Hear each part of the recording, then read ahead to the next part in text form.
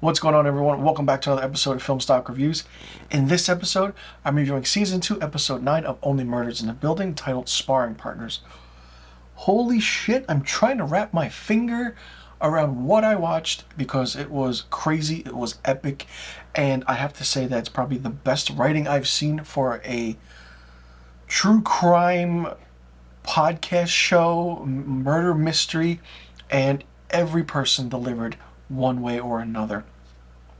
This episode was really interesting because we got a lot of revelation and reveals about what's happening. This season is 10 episodes, and there's one more episode left until the season 2 finale. Now let me get into what happened. I don't even know where to begin. Now basically, trying to find out that, after the last episode we see that Mabel finds out that Krebs could be the glitter guy, but I think he is the glitter guy, but there's more so a criminal mastermind behind everything, and they're trying to figure that out. And Oliver comes in, Martin Short's character, and he's just in his pajamas, and he looks like, Nick Nolte after a long day, which is what he said. So he couldn't sleep because the parrot, Mrs. Gambolini, so he pushes in the parrot cage into Steve Martin's apartment, and Steve Martin's like, no, I don't want it, and they keep pushing back and forth. And then a trap door kind of that is sitting on the cage. The cage is sitting on a table, and it opens, and they pull it out, and I'm like, okay, come on. It's the actual painting that from this whole time of what the MacGuffin is in this show. It's the actual plane. They put it side by side. You can tell which one the fake one is and which one the real one is. So they're like, okay.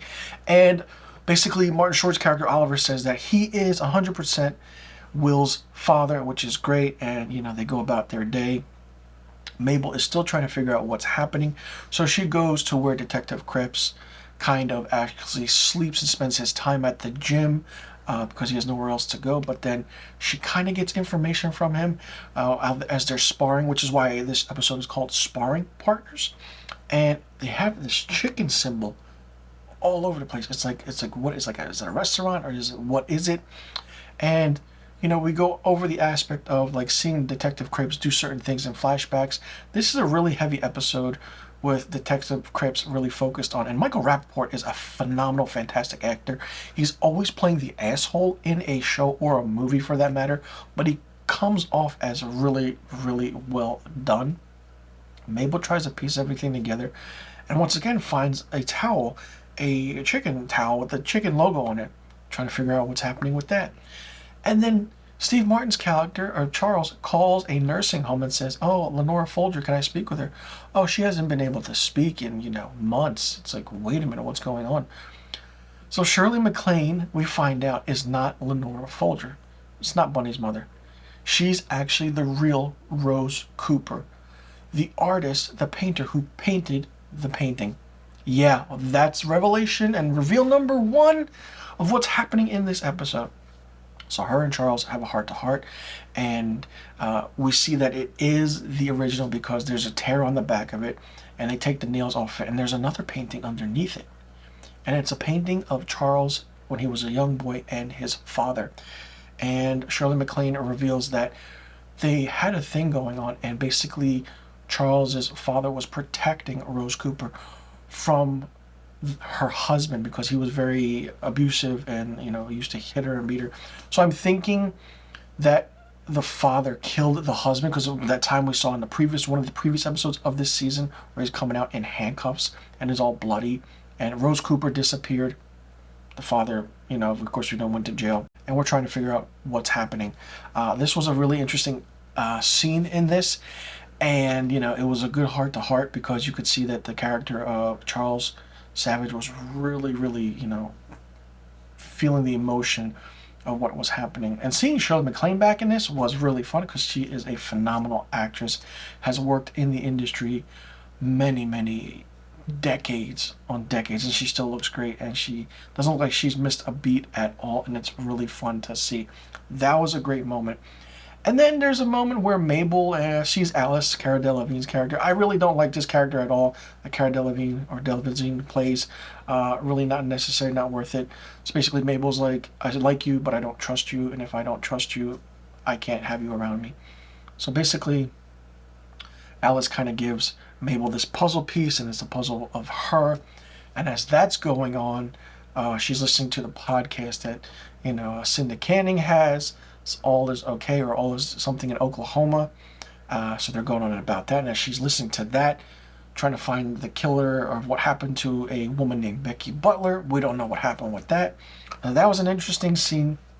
And then we switch to a scene where Martin Short's character of Oliver is in the elevator, and the elevator opens, and we see Teddy Demas, Nathan Lane's character, comes on, and then all of a sudden, Oliver just attacks Teddy. He's like, "What the fuck are you doing?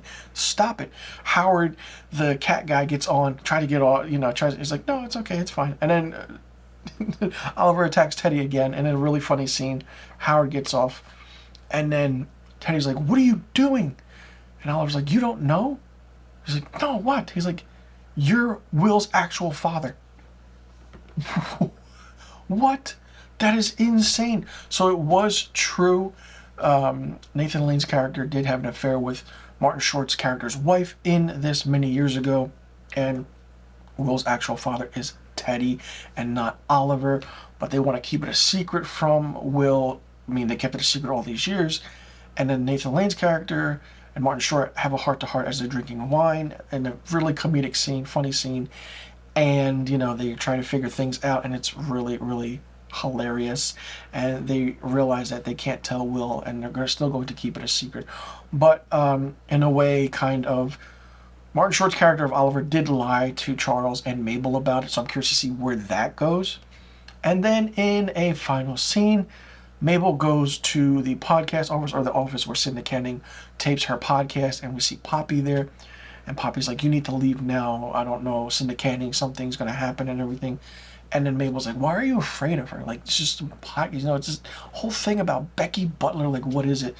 And then Poppy turns to Mabel and says, "I'm Becky Butler." What? What is happening on this show? Holy shit. So now we find out that the criminal mastermind behind everything is Cinda Canning, Tina Fey's character. I'm curious to see why she did it, if she did do it.